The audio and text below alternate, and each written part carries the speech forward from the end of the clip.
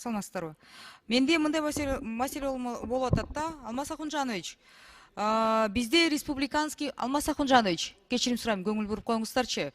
Буну өткөн чакырылышта деле көтөрдүк элек, чечебиз деп чечилбей калды. Республиканский морг бар. Билесиздер да? Эми ошол акта ситуация өзүнчө, бирок мен эртең көтөрөйүн десем, вдруг эртең жетишпей калабыз. Адам каза болгондо мындай болуп калат экен да, үйүндө каза болуп калса, жанакы дежурный суд медэксперттен келиш керек да. Бүгүнкү күндө Бишкек шаарына бир эле дежурный суд медэксперт чыгат экен да. Кудай сактасын, бизде 1,5 миллион калкыбыз канчабыз бар да. Анан ошонун штатын көбөйт берели деп сунуштап ошону көтөрүп көрсөк, азыр мораторий 26-жылы гана, президенттин мораторий бүткөндө ошондо гана караштырабыз деп өкмөт тарабынан жооп келиптир аларга. Эми алар бир керек деп сунуштаса керек да.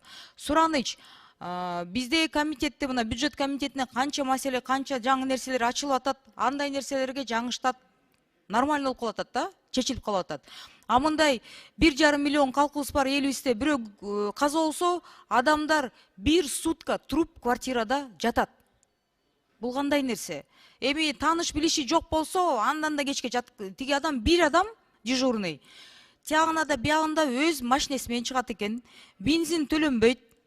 Анан элестетиңиз, бул кандай мындай туура эмес ситуация болуп атат да. Мен аябай суранам да. Ушуну өкмөткө бир кабыргасынан коюп, 2-3 дежурный суд медэксперттин каражатын бөлүп, штатын кирип бергилечи, ушу президенттин сукса да буну туура түшүнөт болуш керек. Аябай тиги алардын кичинекей адамдардын үйүнө жетпейт экен. Ортодо мындай 1-2 окуяларды айтып беришти. Уяттуу нерсе да.